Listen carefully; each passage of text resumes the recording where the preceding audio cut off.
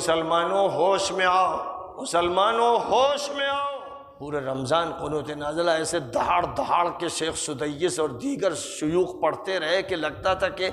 آسمان شاید پھٹ جائے گا اور زمین شق ہو جائے گی۔ دیکھ لیجیے جن کے پاس اسرائیل سے لاکھوں گنا زیادہ دولت تھی، سعودی عرب جس کو کہتے ہیں، اتنی دولت کو صرف عیاشیوں میں اور سرخ راتوں میں گزارنے کے لیے آل سعود نے گویا کہ شیطان سے عہد کر رکھا ہے۔ لیکن جب قریب ہی میں مسجد اقصیٰ کی بے حرمتی ہوتی ہے، اس میں مسلمانوں پر زیادتیاں ہوتی ہیں، بچے مارے جاتے ہیں، عورتیں بھی چھوڑی نہیں جاتی، بوڑھوں کو مارا جاتا ہے، مسجد میں بم داغے جاتے ہیں، گولیاں چلائی جاتی ہیں، تو اردن کا جو حاکم ہے وہ منافق حاکم وہ بیٹھا رہتا ہے، اور سعودیہ کا جو منافق بدترین مجرم خبیث حاکم ہے، اور امارات کے جو کام ہے، اور مصر کا جو حاکم ہے، یہ ذلیل، یہ خبیث، یہ مجرم، یہ بدترین مخلوق تماشے دیکھتے ہیں۔ وہ بیچارہ چھوٹا سا غزہ میں ایک گروپ ہے، پوری امت اس کے ساتھ عملاً کھڑی نہیں ہے، اور وہ اپنے میزائل استعمال کر لیتا ہے، تو پھر اب کیا کرے گا، کتنے بنا لے گا، کتنے اڑائے گا۔ اب دیکھ لیجیے جن کے پاس اسرائیل سے لاکھوں گنا زیادہ دولت تھی، سعودی عرب جس کو کہتے ہیں، جس کی زمین سے وہ سونا نکل رہا تھا جو پیٹرول کی شکل میں تھا، جس سے ایسی دولت ملی کہ آج ان کے 6-7 ہزار جو نام نہاد شہزادے ہیں، ان میں سے ایک ایک کی تنخواہ ایسی ہے کہ صدر مملکت کی نہیں۔ یہ دولت انہیں بٹ رہی ہے، لٹ رہی ہے، اس لیے کہ امت غائب ہے، امت موجود نہیں، امت کا خاتمہ کر دیا گیا ہے۔ اب امت کی جگہ ریوڑ ہے، اور بکھری ہوئی جماعتیں اور تنظیمیں اور ٹوٹے ہوئے لوگ، اور کوئی علماء میں العز ابن عبد السلام نہیں ہے، ابن تیمیہ حرانی نہیں ہے جو تاتاریوں سے مقابلہ کرتا، یا اس وقت کی جنگجو طاقتوں سے مقابلہ کرتا، خود شریک ہو جاتا۔ کوئی صلاح الدین نہیں ہے جو حاکم بھی ہوتا اور اللہ کا نیک و صالح بندہ بھی ہوتا۔ فقدان اس کا ہے، اور اتنی دولت کو صرف عیاشیوں میں اور سرخ راتوں میں گزارنے کے لیے آل سعود نے گویا کہ شیطان سے عہد کر رکھا ہے۔ اس دولت کا استعمال صرف عیاشیوں میں، صرف بدماشیوں میں، صرف محل بنانے میں، یہاں تک کہ سوئی بھی جرمنی سے آ رہی ہے، اور پھل بھی دوسرے ملکوں سے آ رہے ہیں، اور ترکاری بھی امریکہ اور دیگر علاقوں سے آ رہی ہے، اور انڈے بھی اور گوشت بھی کہیں آسٹریلیا سے، کہیں ڈنمارک سے، کہیں سے آ رہا ہے۔ جس ملک کا یہ حال ہو کہ وہ اس کی غذا، اس کی رہائش، اس کی زندگی کا دار و مدار اس کے دشمنوں پر ہو، وہ مجرموں پر ہو، قاتلوں پر ہو، جن سے لڑنا ہے وہی کھلاتے ہوں، پلاتے ہوں، وہی ادارہ چلاتے ہوں، وہی بجلی فراہم کرتے ہوں، وہی پیٹرول نکالتے ہوں، اسی پیٹرول کو وہی بکواتے ہوں، کچھ پیسہ ان کو دیتے ہوں اور باقی اپنے پاس رکھتے ہوں، ان سے کیسے کوئی توقع کرے گا؟ تو جب لوگ توقع کرتے ہیں کہ بھائی اس وقت سنا ہے کہ باتیں ہو رہی ہیں اردوغان میں اور محمد بن سلمان میں، ترکی اور سعودیہ قریب آ رہے ہیں، پاکستان اور سعودیہ قریب آ رہے ہیں، اور اس پر خوش ہوتے ہیں، کچھ لوگ یہ سمجھتے ہیں کہ اس سے حالات بدلیں گے، تو میں کیا کروں، میرے پاس کوئی لفظ اس کے علاوہ نہیں کہ وہ گدھے۔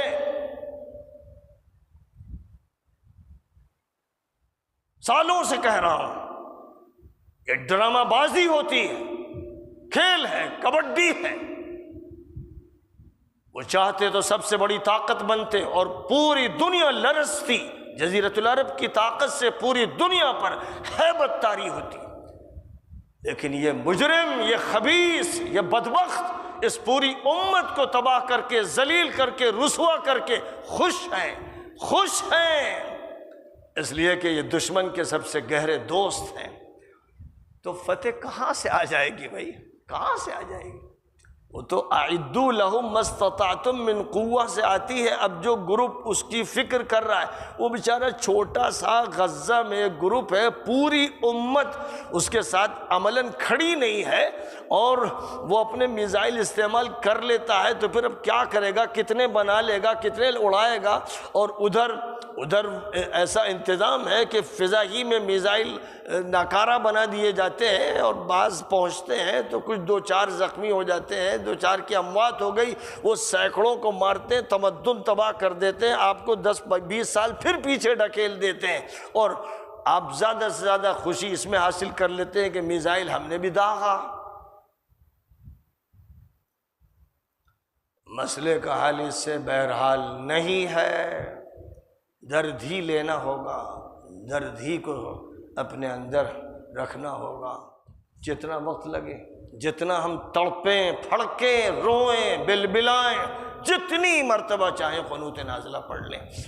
پورے رمضان قنوت نازلہ ایسے دہاڑ دہاڑ کے شیخ سدیس اور دیگر شیوخ پڑھتے رہے کہ لگتا تھا کہ آسمان شاید پھٹ جائے گا اور زمین شق ہو جائے گی، اور 20-20 لاکھ آدمی روتے ہوئے آمین آمین کرتے رہے۔ اور یہ منظر میں اپنی آنکھوں سے تو سن 77 سے دیکھ رہا ہوں، دیکھتا رہا، اور دنیا دیکھ رہی ہے کہ یہ جو منظر ہوتا ہے کہ جس میں ایک طرف تمہارے حکمراں عیاشیاں کر رہے ہیں، بدماشیاں کر رہے ہیں، اپنے محل بنا رہے ہیں، اور تمہارے یہاں سوئی بنانے کے بھی کارخانہ نہیں ہے، اور تمہارا امام جو تمہارا پٹھو ہے، ملازم ہے، تنخواہ دار ہے، یہ حرم میں نماز پڑھاتا ہے، تو لگتا ہے کہ اللہ میاں کی قدرت کو یہ بس یہ ایسا پوری قوت سے بھڑکا رہا ہے کہ ابھی اللہ کو جوش آئے گا اور دشمن دفن ہو جائیں گے۔ یہ لگتا تھا رمضان میں ہم لوگ نماز پڑھتے تھے، اور پھر اس کے بعد جو منظر ہوتا تھا وتر کی رکعت کا، تو لگتا تھا کلیجے پھٹے جا رہے ہیں، آنسو بہے چلے جا رہے ہیں، لوگ تڑپتے چلے جا رہے ہیں، بس کل صبح اطلاع آئے گی کہ فتح ہو گئی۔ اور ہر دن یہ اطلاع آتی تھی کہ اور شکست ہو گئی، اور توڑ دیا گیا۔ یہ مسلسل قصہ ہے، یہ آنکھوں دیکھا حال ہے یہ۔ اور آج بھی آپ دیکھ رہے ہو، آج تو خیر نوبت یہاں تک پہنچی ہے کہ اب حکام نے اماموں سے، اور جو پٹھو ہیں یہ ملازم، یہ امام جن کو ملازم رکھا گیا تنخواہ دار، جب چاہتے ہیں وہ حرم سے اٹھا کر سیدھے پولیس کے ذریعے سے جیل پہنچوا دیتے ہیں۔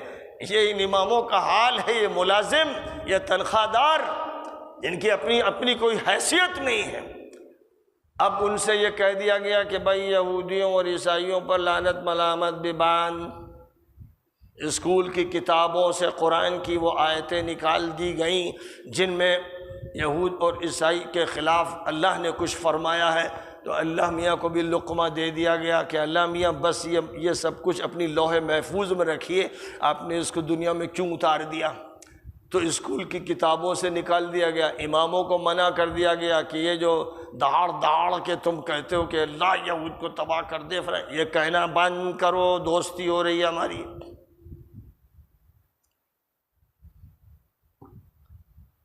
اب پوری دنیا کے مسلمان بیچارے اللہ یہودیوں کو تباہ کر دے، ہم لوگ یہ دعا کرتے ہیں، ان دعاؤں کا اللہ کے یہاں کوئی مطلب ہی نہیں۔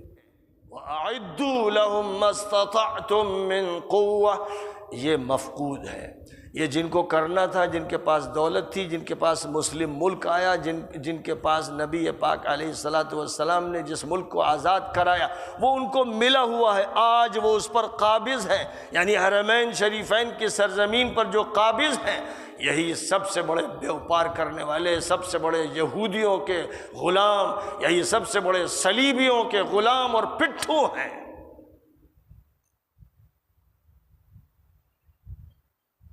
اب مصر میں واقعی کوئی مومن حاکم آ جائے اور وہ طے کر لے کہ مقابلہ کرنا ہے، فتح ہوگی۔ اردن میں کوئی مومن حاکم آ جائے جو یہ طے کر لے، جس طرح طالوت نے جالوت کو شکست دی تھی، اسی جگہ، اسی نہر اردن کے پاس،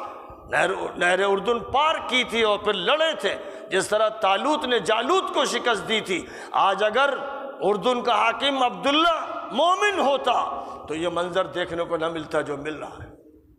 جب ملک میں کبھی کچھ بات ہوتی، بے چینی ہوتی، تو ملک کی فوج اور ملک کی پولیس اپنے عوام کو توڑنے کے لیے تیار رہتی ہے، لیکن جب قریب ہی میں مسجد اقصیٰ کی بے حرمتی ہوتی ہے، اس میں مسلمانوں پر زیادتیاں ہوتی ہیں، بچے مارے جاتے ہیں، عورتیں بھی چھوڑی نہیں جاتی، بوڑھوں کو مارا جاتا ہے، مسجد میں بم داغے جاتے ہیں، گولیاں چلائی جاتی ہیں، تو اردن کا جو حاکم ہے وہ منافق حاکم، وہ بیٹھا رہتا ہے، اور سعودیہ کا جو منافق بدترین مجرم خبیث حاکم ہے، اور امارات کے جو کام ہے، اور مصر کا جو حاکم ہے، یہ ذلیل، یہ خبیث، یہ مجرم، یہ بدترین مخلوق تماشے دیکھتے ہیں۔ ان کے پاس فوجیں ہیں، ان کے پاس F-16 طیارے ہیں، ان کے پاس ہر طرح کی بختربند گاڑیاں ہیں، لیکن وہ اپنے عوام کو کچلنے کے لیے ہیں، یہودیوں سے لڑنے کے لیے نہیں۔ اس لیے مسلمانوں ہوش میں آؤ، مسلمانوں ہوش میں آؤ،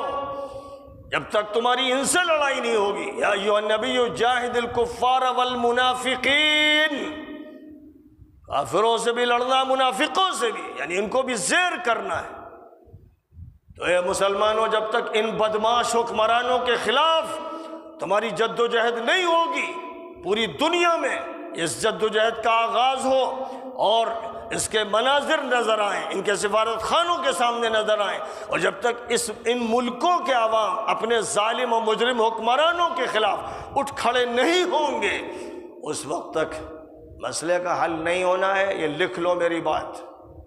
بہت ہی تکلیف دہ بات ہے، لیکن مجبور ہو اس کو کہنے پر۔